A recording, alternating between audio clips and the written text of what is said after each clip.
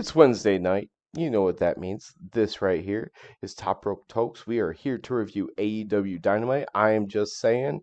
And back with me, unlike Friday night, is that guy over there. It's your boy Range Emotions back in the building. Yeah. Talk some wrestling, get back a little bit back to normal. But first, do us all a favor, down below this video when it goes up on YouTube, down there below.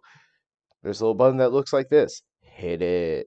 On top of that, if you haven't already, subscribe. But in the information section, join us for the discussion. Talk wrestling. There's a Discord link. Come join us. Come on. Hey, we started off Fighter Fest week 2 with a boom, I'd say here.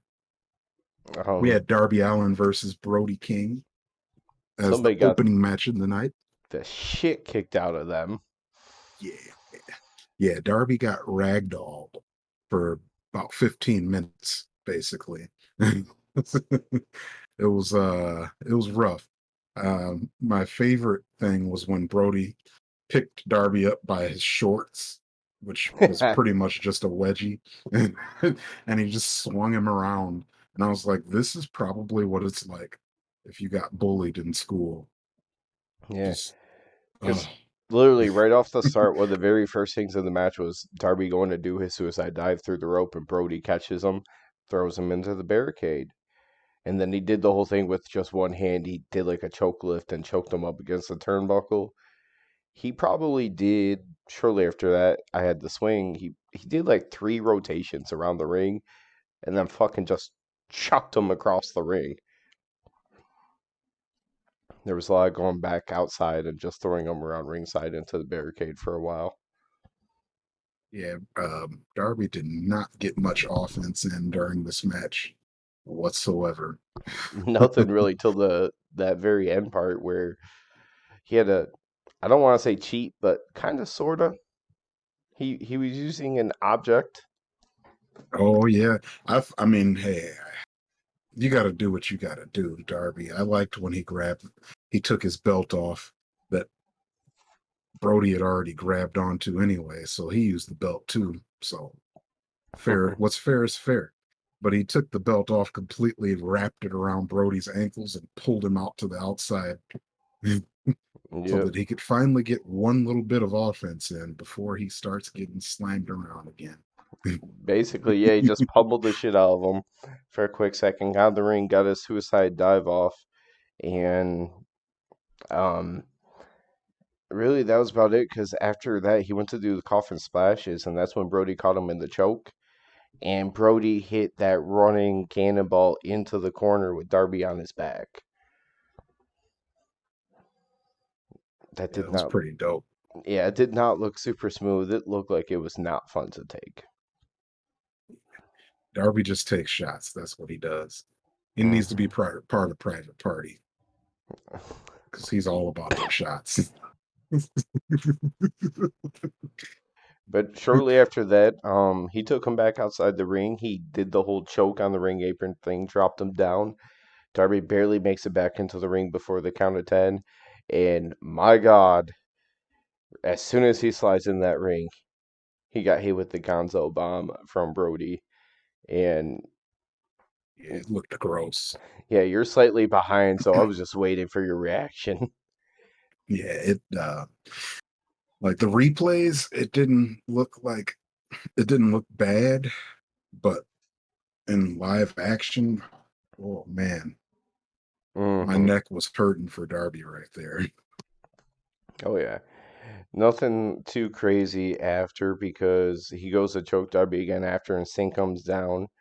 He's about to hit the Scorpion Death Drop. The lights go out. Malachi is facing Sting. Brody starts to choke him, and like Sting passes out. Mira's music hits. All he does is come about halfway down the ramp and stare.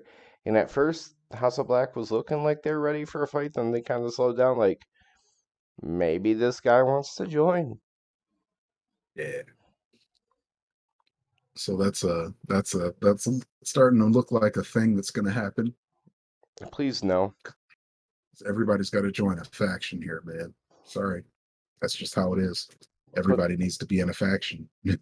he needs to be his own voice. He doesn't need to get lost up in like caught up in I those know. vignettes. I like it. I like what Miro does, but it seems kind of like they're leaning towards having him in the House of Black now.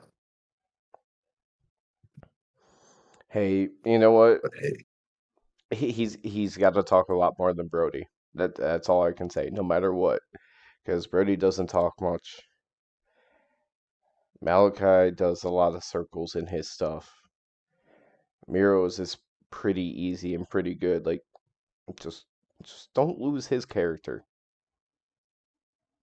I really like the character that they have for him, where it's just he doesn't have any specific beefs. He just wants to impress God. But now he's like, is is God punishing me, or does he want me to join the House of Black? Like, oh no, don't do it. Reconsider. But we go from a star to a nobody because next we get Tony Schiavone backstage. Literally, we're both like, who the hell is this guy on my screen? It's a guy named But Cole Carter, which because we didn't have a name graphic up at this point, I did not realize I spelt his name wrong until the actual match later. yeah, But Carter with a K. yep. They talk about him getting FT title shot. Ricky Starks interrupts pretty much immediately, saying he's swimming with the big sharks now, and you'll see why he's been FTW champion for over a year. There Yeah, wasn't really yeah. anything to it, was there? Nope, nope. Just hey, I won't lose because I've been the champ forever. I And then think I think he tried saying some kind of line that made it sound like before Ricky ever got to AEW that maybe in a smaller independent place, maybe Ricky lost the title to Carter on the way out because he hmm, said some line about your future will be like your past or something. yeah, I didn't catch that then. Yeah, if that's what they meant, they just weren't clear about it at all. Not at all. Not at all. But we got to something that was pretty clear next. Best friends versus Moxley and Wheeler Utah. I was We curious how this was going to go, considering I'm not sure how much we've seen them interact since he left the best friends. Is this the first time at all? I think it might be his first time actually having any kind of interaction with the best friends again. So that was no build up to that, but hey, it happened. We had William Regal and Orange Cassidy on commentary today. Orange Cassidy on commentary. He was, man. He commentated. He he did so many things for this match. No, he just sat there with his feet on the table, just kind of chilling. Most of the time, he barely says anything, Yeah, but they it's showed great. his face a couple times. It's just Orange Cassidy chilling. Yeah, yeah. Like when they ask him for a comment, he'll say one word, and that's about it. But it's pretty damn good. Yeah. But the match Um, itself, the first note that I have was just from when Wheeler Yuta looked at Chuck Taylor and like basically demanded that he got in the ring. yeah, he definitely wanted him some Chuck, and Chuck gave him a whole lot of Chuck. Hmm. Commentary didn't shy away from talking about how Trent never liked Yuta since Yuta came in to join when Trent got injured. Yeah, Trent wasn't a fan of him. Um,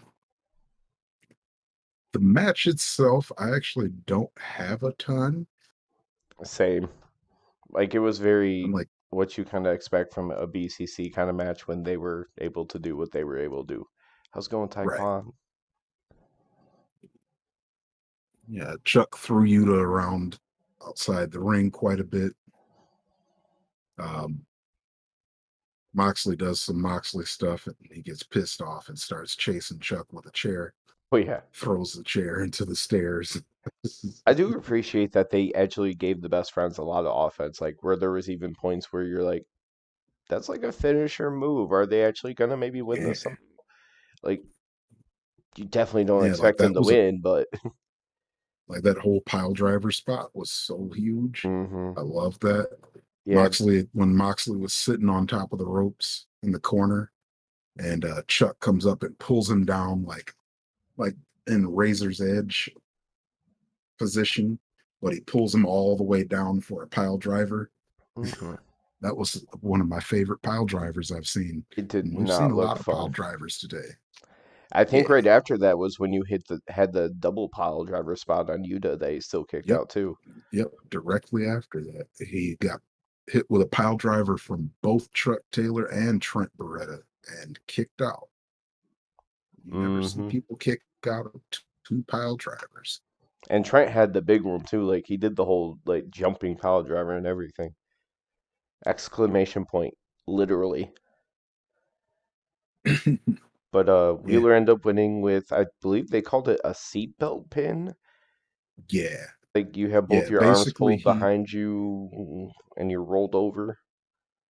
yeah. Basically, he just did some weird flipping around and got Chuck all twisted up, and he gets the win with that. The only thing really of note is besides that I have is during the middle of the match and then at the end of the match here, they showed Daniel Garcia backstage watching the monitor, since they're going to fight on Saturday. They sure did. Um, One of my favorite things about Orange Cassidy on commentary at the end when Yuta pulls off that seatbelt pin, he just says, "Chuck taught Yuta that pin," and he tosses his headset down and walks away. Um, you know what? Because I think kind of went right past it, so I'm trying to look at the rest of the stuff real quick. I'm We sure got there's probably something next from the big one, but a I'm like, you know small what? promo. I never hit anything for hardest hit to give credit for, so I was just gonna say that should have been for the pile driver. Yeah, a little bit Yeah, late. That would have been one because we that saw a pile couple, driver but that was one was worse than the that was first. the best one. Yeah, that was nice right there. I I just think had to I'm look through the rest of the show just to be like, I wait, is think there anything better? I think I might be with you there. No, no, I take it back. No, no, no, no, not for me. My hardest hit comes up next. Well, not next, but almost next. And, so after this match, we get a little promo here for Jonathan Gresham and Claudio Castagnoli My at the first Ring of Saturday. Honor pay-per-view this Saturday. Death Before Dishonor. Nothing too special about this. Pretty Claudio's a standard. different beast. Gresham is, yeah, I'm the best still though. So it's me. Then we go to the Swerve in Our Glory in ring title celebration. Woo. Yep. Yeah, yeah. Starts off with Tony in the ring by himself, and they take their sweet time coming on out with their belts. Swerve had on a beat it jacket. They went to go to start their, talking, but you had the Keith Lee, oh, Bastion's glory thing. Swerve had let him have a minute, but it wasn't dying down, so he had to make his line in. Says, "You want to hog all the glory? Let's try this." And he does. He gets his moment. Whose house? Swerve's house. Yeah, they just I love this because they just look genuinely happy to be champions. Like just their both of their faces just say, I'm happy. And I like that. And the crowd starts chanting at them, you deserve it before they even get a chance to speak again. I agree. hmm Then after that, Uh, then Swerve basically, finally gets to talk. yeah, he basically just does a shout out for Kevin Gates at sitting there at ringside. Yeah. Yeah. Kevin Gates is here for the title celebration. He's got two phones. That's the only song I know by Kevin Gates. Hey, Two Phones is still one more song than I know by Kevin Gates. Then I, so you're better than me. But after that's when Keith Lee pretty much gets on the mic and just starts thanking the fans, saying they wouldn't be there if it wasn't for the fans, all that good stuff. May their reign be limitless. Yeah. Yeah, they're ready for all challengers, he says. And yeah, may their reign be limitless. Then out comes Mark Sterling because he could not let this go. He said, as soon as he starts talking, he says Keith Lee got lucky because Swerve's, a snake. And then Keith says Mark better watch his tone. Like, it gave me chills because I'm like, makes me feel like he's my dad right now and I should shut up. He's not talking to me, but I'm gonna shut up. Mhm. They say they want Kevin Yeah, Gates to be the last person to sign the petition. So they go up to approach him. He's like, nah, he doesn't want to get involved. Tony Nese starts to try to be intimidating. Doesn't really work yeah. out. Tony Nese, notably, they did have a congratulations cake like at ringside there ready. Tony Nese sticks his finger in the cake and has a taste of that frosting as he's walking down there.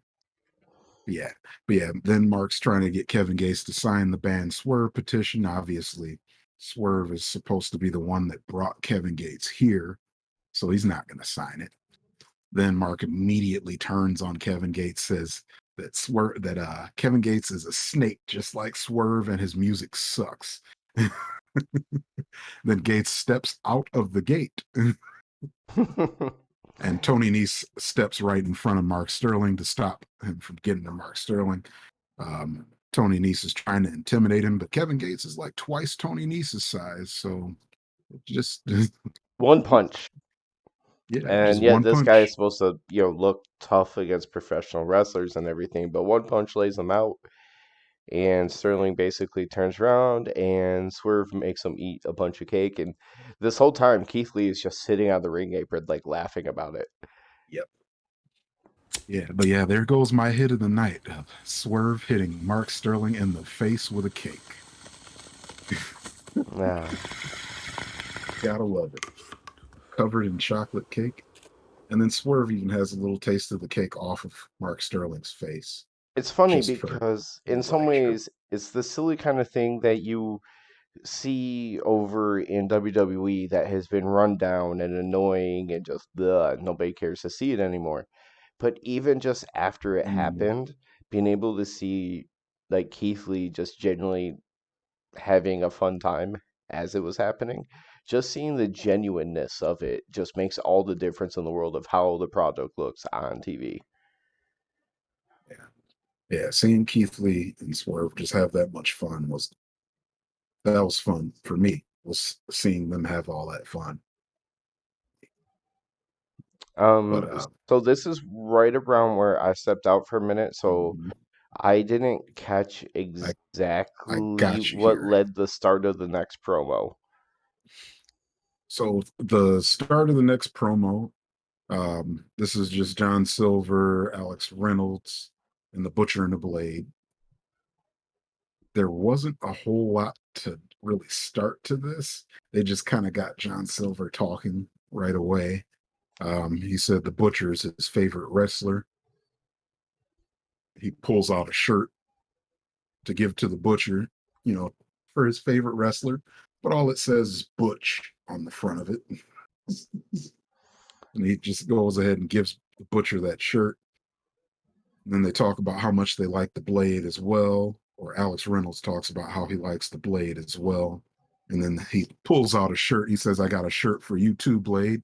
Pulls it out, and oops, it's just another Butch shirt.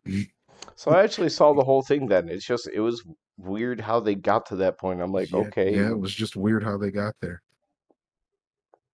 But yeah, Butcher and the Blade then decide that they're going to whoop their asses because they don't like those shirts, I guess. I don't know. They weren't that bad shirts. I thought you could have been cool about it, but yeah, they beat the shit out of them over it. And then that Hangman comes running in with a chair. yep, takes care of And that real quick. Now, yep. one of my favorite parts of the actual night was me missing the entire next match. But hearing you laugh into my headset while we're talking on Discord, and I'm like, "What's so funny?" You're like, "Exactly what you said was gonna happen happened," because Yep, it yep, was yep. Christian Cage and Luchasaurus against the Varsity Blondes.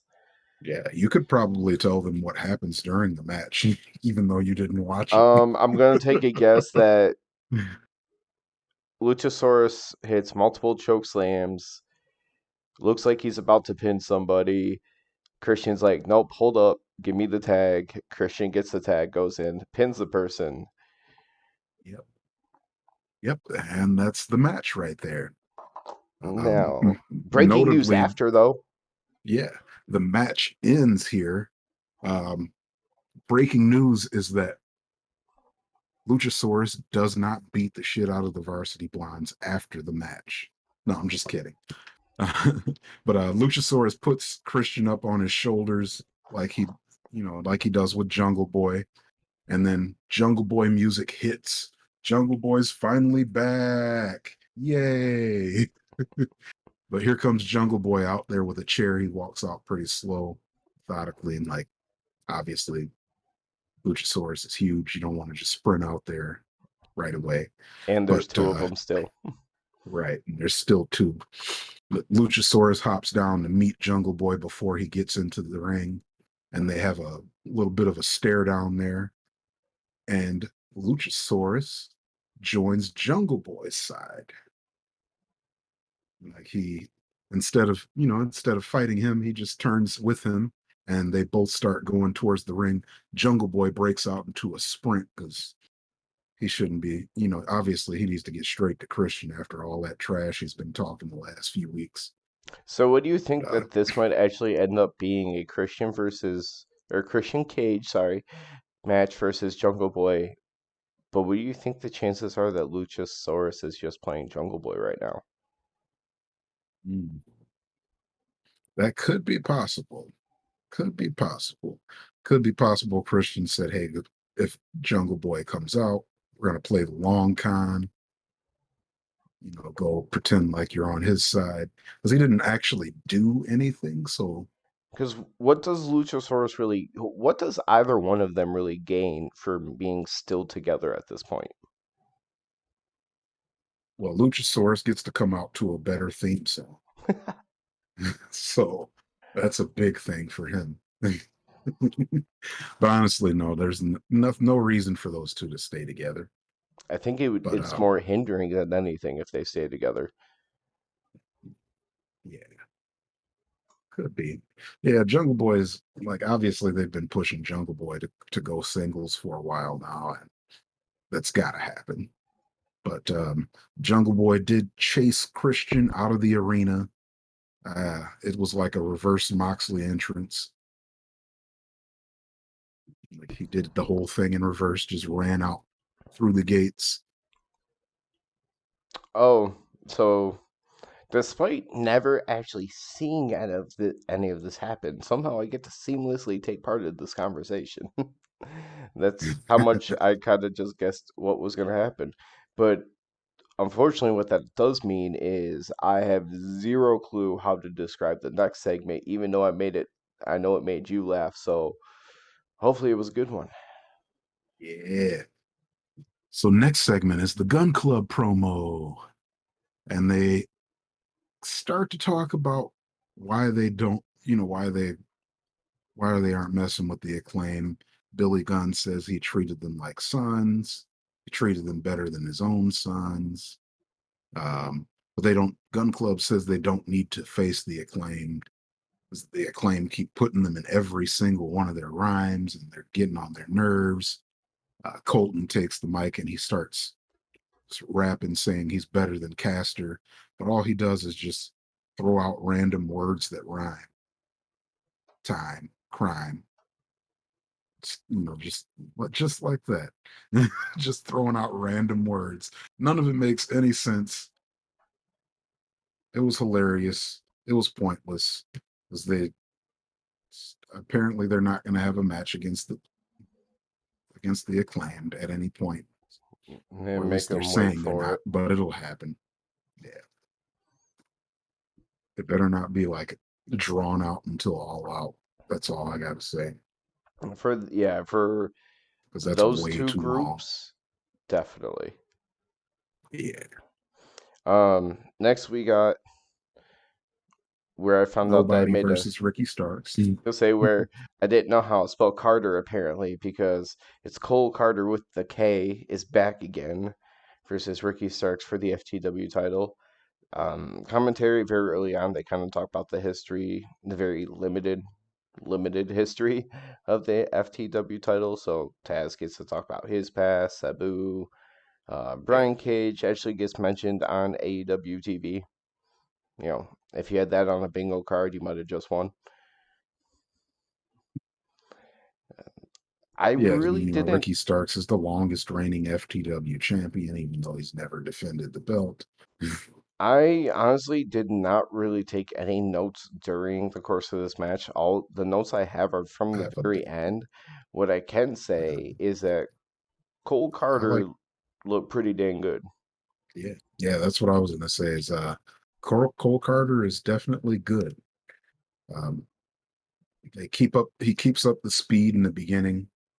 Like you don't get to see Ricky Starks is often in matches with bigger guys, so you don't get to see his speed. And so it was kind of different getting to see his match with Cole Carter as he could keep the speed up with him.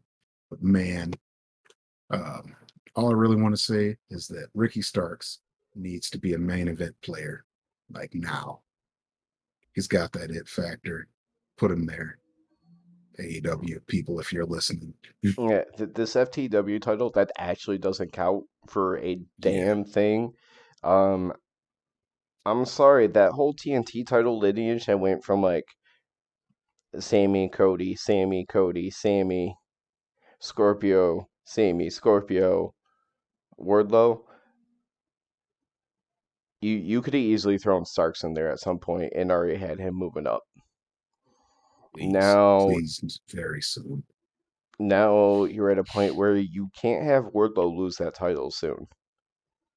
It can't Yeah, it can't be a short reign for him. So you're just gonna stick there with Ricky Starks and have no ideas to get him any meaningful title. So hopefully that means in like 6 months. And 6 months, unfortunately, is way too long. You have yeah, him because drop he's the ready FT right now. title, it goes away. You let Wardlow have a little bit of reign, and then Starks take it. But yeah, it should have happened 6 months ago, not 6 months from now. Seriously, he's been ready. And the fans are starting, like, you're starting to hear it in the crowds. He's getting bigger and bigger pops every single time he comes out now. Like, I think the fans are ready to see Ricky Starks in main events. At But, least, at least, even if he's not, because AEW does such a good job at spreading out their main events amongst the talent. Like it doesn't have to be like world champion main event, but like have him in TNT title feuds that warrant having the main event every 3 to 4 weeks on Dynamite, where he is the highlight of a really good show. But yeah, we want it. We want it. Cole Carter Listen took to a us. very nasty uh, s- little bounce when he missed his 450 there at the end. It looked Yeah, like it he looks like smacked his his face knees are going to be hard. hurting. Yeah. He's young. He'll be all right. He'll bounce back. He bounced back real quick because fucking Ricky Starks and that spear just. Mm. Yeah. Yeah, Ricky Starks' spear is pretty dope. Like he's a lot of people use the spear, but his looks better than pretty much all the other ones I've seen. He actually looks like he's trying to tackle you while being a missile, versus a lot of other people. It looks more like they're trying to do like a double leg takedown, Yeah, or like okay, so the exception of the rule is like Rhino. Rhino didn't necessarily look like he was trying to tackle you because it was almost more like a shoulder block than like a grab. But the whole point was the way you bounced off a Rhino. yeah. And Rhino's also massive. So, Like, so he's like an exception. Like everybody else, a lot of times it ends up looking like you're trying to do just a wrestling double leg takedown more yeah, than like an impactful maneuver. but Ricky Starks still in the ring after this match. He takes the mic. He says he's got more in the tank. He wants another challenge. And what do we get? Danhausen! Enter Danhausen. And then out of all the people on an AEW roster for Ricky to, after issuing essentially a second open challenge for the night, for Ricky to back down from, like, Danhausen's like the most jobbery person on the roster. Yeah, And I love him. I'm not saying like that's a he's. bad thing, but he had that one match with Nice where he lost in like 10 seconds. I understand why he lost that match. And I uh, I watched his match on Dark last night. Awful. Like Danhausen just needs to be funny because that was. Hopefully he gets better because Danhausen is going to get Ricky Starks, not right now, Ricky Starks says, but next week on Dynamite. So let's see what Danhausen's got next week See, versus Ricky Starks. I'm curious because I've only got to see him wrestle a little bit, and obviously the AEW stuff they never treated him like to the point where he was like a serious wrestler. I do know he had broke his leg and was out for a while. That's what we were kind of waiting for in AEW, so he wasn't doing anything of physicality for a while. So I don't know when he started getting his actual like match reps back in, like in a serious manner. But I know even on the independents before AEW, like most of his stuff was just like a comedy thing. It's just that when he needs to wrestle, he can somewhat or can. Just haven't seen it, so I'll be interested to see. Yeah, we'll see. Ricky Starks will carry the match for him. It'll be cool. But speaking of carry, here comes the promo with Athena, Willow Nightingale, and Chris Statlander. Yeah, Willow Nightingale was there. Willow. Unfortunately, outside of the fact that we can like the people that were on our screen, this promo just reinforces a common theme about AEW and their women. It's basically Yeah, Britt, Jade, Rosa. and everybody else Yeah, somewhere I down mean, there. at least like you pointed out when we had talked about earlier, like you mentioned Deeb. I'm like, yeah, there was like one promo Deeb did that was more than everybody else combined. So like at least there's a little bit of personality building there, but it's still so far below the top. Yeah, yeah, they really need to build these women up here if they're gonna try and make us like all of them. But I did like a couple things from that promo though. Statlander said that Stokely didn't want her in the match for obvious reasons, as she made the motion of her smacking the shit out of his head, which was like one of my favorite moments in the last few weeks for sure. And the one that but had the least TV experience probably had the best camera presence. Like her yeah, energy, Willow and her energy and everything, it stuck out. Like the other ones, it just felt like maybe they have trouble projecting and or whatever it is, but Willow had the energy and she was like the one thing that was really noticeable in this little backstage thing.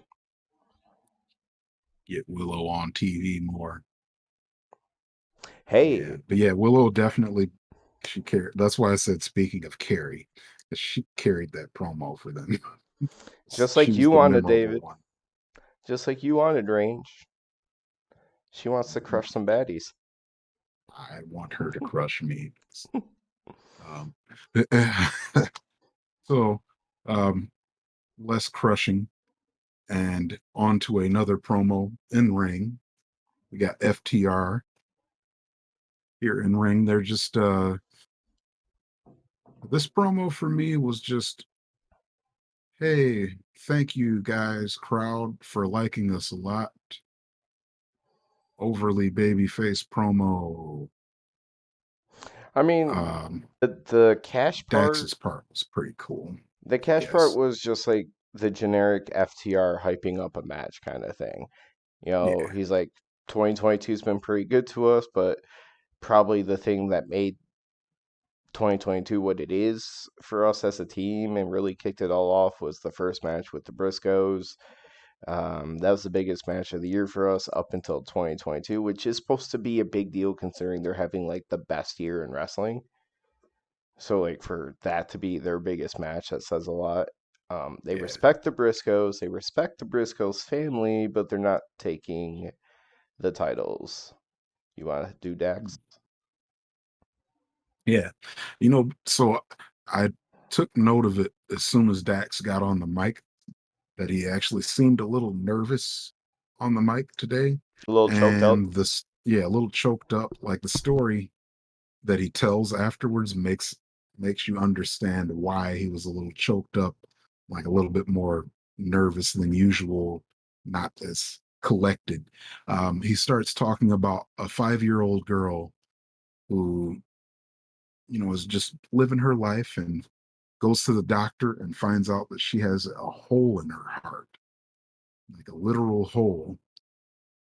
And, he says, there's not a whole lot that could be done. The girl has to fight, through it and do everything she can. But 3 years later, that hole, when she went to the doctor, that hole was completely closed up. He says that little girl was his daughter that he's talking about.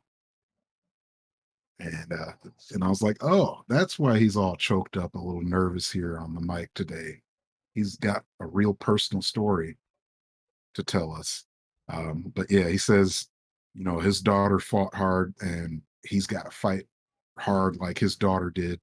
He says The line of on the night. Saturday, on Saturday, he's going to fight like an 8-year-old girl. Top guys out. Top guys out. That was, but yeah, he pulled it all together for me because Cash's part, I was like, okay, standard FTR promo, blah, blah, blah. And then I was like, why is Dax nervous? Like, he's usually really confident on the mic. Oh, okay. Yeah, Made it a good promo. I've noticed over the years it kind of feels like Cash is the guy who sets it up just for Dax to like hammer the point home. Yeah. Yeah, that's definitely what it was there. And he got the point across there. So that was pretty good. Unlike the next But thing, yeah, unlike the next, we have Jay Lethal in the back, ready to talk about his match with Samoa Joe again. But at least summary in Christopher like three Daniels, words. Daniels Christopher, interrupts Rampage. yep, Christopher Daniels comes out, stops him from talking that shit, challenges Lethal on Rampage. Lethal accepts the match. There we go. Oh my god. I am so ready for Jay Lethal and Samoa Joe to have that match so that Jay Lethal can stop having one-sided promos. Mm-hmm. Like they had to bring someone completely different in just to stop his one-sided promos. Like it's only until Saturday. We only have to get through Saturday, which means you might get a Yep. brief segment on Rampage. However, I don't know, considering Rampage is only an hour show and they're gonna have a match, so maybe they'll get to have a few seconds in, but hopefully no more talking. Yeah. No more. Hey. Next match. The next thing that comes up is a match that I could talk about forever and ever Which is and great ever. because I took like no notes. I just watched it. Yeah, I tried to take some notes in here, but I was mostly just doing the fanboy of I mean, I have the notes that basically this was a homecoming for Jade. She talked about having family there, and that's where she calls home and everything. Mhm. That they had Jermaine Dupri with them. Yeah, yeah. The baddies came out with Jermaine Dupri. That was pretty dope. Second rapper to come out today. I mean, Jermaine Dupri's more of a producer than a rapper, but hey, but big stars. They brought out the big stars in Atlanta. Mhm. But we got Stokely on the mic for a second here. He says Statlander got banned from ringside. He spoke with like some kind of lawyer association or something, kind of something. Because we know But wrestling does not have unions. right, but he's pretty excited about it, so that way she can't smack the shit out of his head. She tweeted she was going to yesterday too. She's like, "I'll do it." Yeah. But yeah, Jade's on the mic for a second here. Since it's her hometown, she gets a huge pop where usually people are kind of like, we don't know if we should love you or hate you. But Atlanta definitely loves them some Jade Cargill. So I'm with you, Atlanta.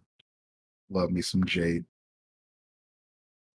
But we get to the match a little bit here. Match starts with Jade and Athena.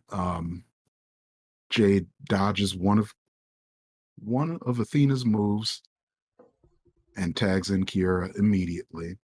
And noticeably, most of this match is Kierra in the ring. Jade just has a few spots in there. Like, I guess they're trying to hide that Jade only has three moves. Well, no, no, she added the ability to move like she's in the Matrix because she's been just doing some like quick evasive dodges that most people don't really do. Like she's been doing the side steps like it's a video game. Yeah. Yeah. So, yeah, she is getting quicker, but she's still using three moves. um, biggest, most important thing of this match is Willow Nightingale. Willow Nightingale is dope. And as I said before, we need her on TV more. Um, I loved when Willow got a. Ooh, wait, where am I at? Oh, I got. Sorry, guys, I got stuck in my notes here. Yeah, Kierra tries to shoulder bump Willow, and Willow's like, "Huh, come on now," and she flexes at her, just basically shrugs it off. And then Willow slams Kierra, and then she grabs Athena as well and throws Athena onto Kierra. Yeah, Willow had the best spots in this match for me. At one point, we got Kierra and Jade outside the ring together, like standing next to each other. Willow runs on the outside of the ring edge and gets a double neck breaker on both of them outside the ring. Looked real rough, but she's got padding, so I hope she's fine. See, double neckbreaker would make a lot more like sense to try. It's just like from her build versus like her opponent's build on typical basis. It made a lot more sense like if she was like trying to do like a cannonball into him. I'm like, so I was like, did she sail high on that? Because she was like landed on their shoulders as opposed to over top of them. But it would have been high for a cannonball, but it makes a lot more sense for a neck breaker. But following up from that, about one of the only things I really remember from the match outside of the end is immediately following that, Athena ran up and she did the jump to the second rope and then the vaulting body press over the top rope onto the crowd after. Yeah, we had some pretty dope spots here in the beginning of that match. Um, But your Later favorite in the got match, pinned. everything, yeah, unfortunately, but yeah, and so yeah, later in the match, we do get Athena and Jade finally meeting in the center of the ring. They go strike for strike, back and forth. Matrix Um, maneuvers. yeah, Athena goes to the top rope, tries to do a splash. Jade catches her, Yep, did the power fallaway slam, slam. the fall away slam. Yeah, They really this went longer than I thought it would have. Because a lot of times you end up teasing it and you get maybe like a little bit, but they actually went back and forth for a little while. Yeah. Yeah. It did go back and forth quite a bit, actually. I was surprised. I was happy that I got that much of my favorite wrestlers in existence. But we get as we come to the end of this match here, we get Stokely. Of course, he has to come in and distract Athena. Jade kicks her into the stairs. Looked pretty brutal. Jade goes back into the ring, does the get jaded on Willow, and gets the pin for the win. Get Willow on TV more, please. She's gold. Oops. Now the real wizard of Not gold. AEW is Tony Go Schiavone as he disappeared and appeared somewhere else randomly again with another different backstage interview. This time with Thunderstorm, which thank God, as we talked about before, because those two personality wise, it's not there. Thankfully, we got more Britt Yeah, Baker. But it was announced that yeah. next week that Rosa will defend against. I'm gonna give it a shot. You could correct me after, or yell at me, whatever after. But Miyu Yamashita. Almost. It's Miyu Yamashita. Um, but yeah, Thunder Rosa will face her next week. That makes sense considering She, the SHIT sound is usually more of a like just I does that makes sense. yeah, yeah. But Tony Storm does not get to talk at all. I'm okay What a with that. surprise! Britt Baker and Jamie Hayter interrupt them again. Didn't really catch what they said, but they interrupted them. Um, basically just says that they hope that Rosa loses and all that stuff, and they're gonna have a tag team match on Rampage. Eh, Oh, okay. All right. That's good. I would want that to be on Dynamite, but that's okay. Um, but you know what's next, though? You want to know what's next? I don't think this deserve. I mean, do you think it deserves it? I don't know. I mean, last time it was It a wasn't special it occasion. was yeah, it was super predictable, at least for me. Mm-hmm. I kind of told you what was going to happen, Yep. as you did earlier with with Jungle Boy. I mean, we looked at it very early on. It was like it makes zero sense to have Ruby sitting out there before anyone else walks out, unless it's going to play a big part of this story. Yeah. It's the barbed wire death match. JAS comes out, gets into the shark cage. Ruby Soho has the key and the controls. So obviously, we know that that means Tay Conte is going to show up at some point, just because you're not going to use Ruby Soho without having somebody else come out there for her. It's there for a story purpose. Yep. So obviously, there for story purpose, which sets up something for later. Um, I thought the match started out pretty cool. Eddie came out with the barbed wire wrap. Note, so to note, every single thing that you can think of is wrapped in barbed wire, besides the people. And the front ropes that face the camera mostly. Yeah.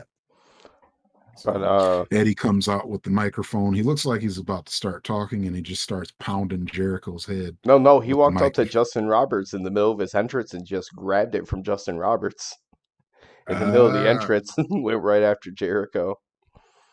yeah, yeah, just went straight at him. Jericho's bleeding immediately. Eddie got on mic to He tell us got that. his wish. Yeah, yeah, he got his wish. Jericho is already bleeding as soon as the match starts. But it starts out with Eddie throwing Jericho around, throwing him into various barbed wire items, tables covered in barbed wire, ropes covered in barbed wire. He hit Jericho with the chair that was wrapped in barbed wire. Um, You'll notice everything is so. I'm going to stop saying wrapped in barbed wire Even in my notes, I un, just started writing unless if through it's a not table, wrapped in barbed wire. and I'm just gonna remember that that table has Yeah. barbed wire. Yeah. I'm going to say, yeah, just remember that every single thing, unless if we say it's not wrapped in barbed wire, it is. It's wrapped in Which, barbed wire. considering we just watched this match, we could tell you there's not going to be anything mentioned that does not include barbed wire. Yeah. Besides, sorry, the Yeah. ring It's a mat barbed wire death is match. not barbed wire. The mat Yeah. that they fall on. Yeah. That Um, at least wasn't barbed wire. but early on, at one point, the table was broken down, so it was laying flat on the ring. Jericho got to the top rope. He did a Hurricane Rana. Um, I mean, this wasn't super early on, but it was after like the initial Eddie early offense of throwing him into everything. Yeah. But Jericho hit that Hurricane Rana off the top rope where Eddie lands and Slash kind of rolls onto the table that's on the mat. And Eddie's sitting there just like grabbing in between his legs, trying to pull apart. Literally thought Eddie's testicles could have been barbed wired to a table in the middle of the match. Yeah. It looked like he was legitimately stuck for a second, too, at least. Like Mm-hmm. his pants got stuck. Funny. Yeah. Jericho actually does, and it's during the commercial break, he does a Walls of Jericho on the table. Mm-hmm. I was surprised by And that too. I'm like, this is like one of those times where a match could legitimately kind of end thing. You don't usually want that to happen during a commercial break. yeah. But Say now Eddie's bleeding everywhere, all over his back, too. his back was sliced up at this point. Yep. Yeah, that Walls of Jericho sliced him up good. I really noticed it shortly after when they were on the ring apron and he was trying to line it up right where he went to go suplex Jericho off the ring apron through the table on the ringside area. You got a real Yeah. good look at his back and you could see all like the lines from the cuts and everything. Yeah, he was gashed. Kudos to the ref to make sure that they don't bleed out. Yeah, these like this was they were pretty bloody, This was right but about when this is a right about blonde comes yeah. running out. Yep, this is when Ty Conti comes out and jumps Ruby, beats the heck out of her. We kind of knew this was coming. The next part I wasn't certain of was going to happen though was that Anna Jay came out and stopped her, but then she decides that she's going to beat up Ruby instead. I can't remember. Oh yeah, it was. I can't. Was it Rampage? It was either Dynamite or Rampage last week where Anna Jay had her match back and she was in the trainer's table after. It was Dynamite because I Yeah, remember it was Dynamite. it Yep. was in our recap together where they kind of made that comment. So it made sense, but you know, she went after Ruby too, and that allowed Ty to grab the keys and run over to the shark cage to, Yeah. I would say, unlock it for them, But it but doesn't work. I don't know if they use locks in Brazil, apparently, Yeah, she or could not keys. figure out the lock.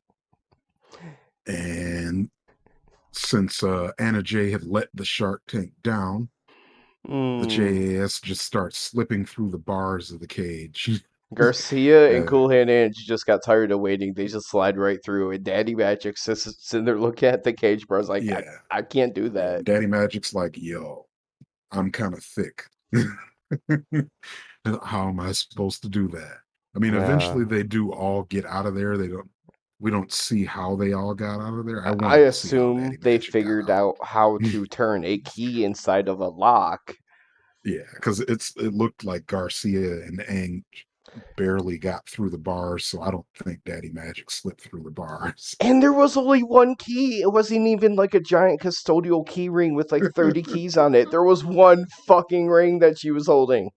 I honestly had thought that Anna Jay had played her for a second until I saw Daniel Garcia and Cool Hand Ang slip out of there.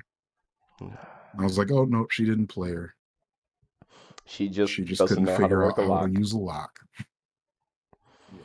Yep. So JS slips out of the bars. They get into the ring and stop Eddie from pinning Jericho, and all start jumping on him. And then here comes Ortiz and the BCC to even the odds. Yep. Ends up allowing Eddie hit an exploder suplex through a corner table with barbed wire. Uh, that didn't Yeah. end it. Jericho ended up kicking out of a back fist. Eddie has him in the stretch pump, which is the same submission maneuver he had him in at Blood and Guts, but he had barbed wire wrapped around him. But that was at the end because Ty's annoying boyfriend, like, just I hate them Yep. both. He hates them both. Sammy shows up. Yep. Here comes Sammy Guevara, predictably. He was the only member of the Jericho Appreciation Society not in the cage. And when Ty Conte came out, we kind of knew that he was going to be there. So But that gave that away for me. But Jericho still yeah, he being helps wrapped up in Jericho barbed out. wire from the submission maneuver. He's still all wrapped up in barbed wire, and Sammy just helps him get the Judas effect in the with the barbed wire for the win. But there wasn't really much left to the show. There was one final point of emphasis. Have Yeah, fun. Eddie kicked Eddie kicked Sammy in the nuts. That was pretty cool. Then Eddie goes after Jericho. But yeah. Sorry. Yeah. Sammy getting kicked in the nuts. Cool. But Eddie goes after Jericho. He tries to hit a spinning back fist and completely whiffs it. And commentary's like, oh, he hit him with the back fist. Like, I don't know why they tried to play it up, but yeah, he completely whiffed that. Um, but then Eddie throws Chris Jericho into the barbed wire pit on the outside of the ring that I've been wondering the whole match when they were going to use it. They called it like a spider web. It was like a little pit that's probably like 2 feet deep, just spider webbing barbed wire across the whole thing, and that legitimately did not look fun for Jericho. His reaction, Yeah, and Eddie just kind of sat there. Was he smirking or was he just like menacingly still at the end? I know he that was was pretty much the menacingly close of the still show. at the end. Yeah, but yeah, that was pretty much the close of the show. Jericho looked like he got cut up pretty good from that last throw into the pit there. So yeah, he Hmm. had cuts all over, and he did not look like he enjoyed it.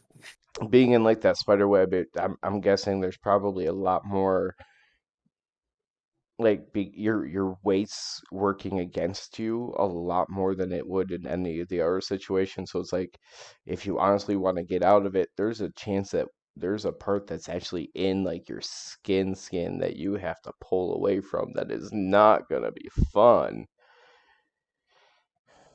That's what I was saying. Like there was one cut in particular, like one gash in his leg that looked pretty deep.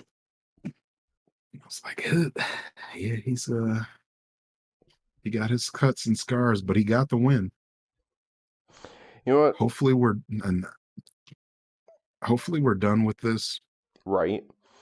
But Jericho said this was the last time he was going to face Eddie. thankfully though, unlike some issues with veterans of the past, at least Jericho is doing the small things of going the extra mile to take his bumps and bruises, not make anybody look terrible. Uh, he's losing some of the matches, but he's winning enough to stay relevant to where anything that he's in matters still, for better or for worse. Yeah, It's yeah, very he's going to be there it's hit and miss with him. when Like it's I there. know sometimes you're very much abused by the because I'm a wizard, but at the same time, it's like there's times I know we're both like, dude, cut like 5 minutes from your whole promo, please. Yeah, but he's a wizard though. He can do that.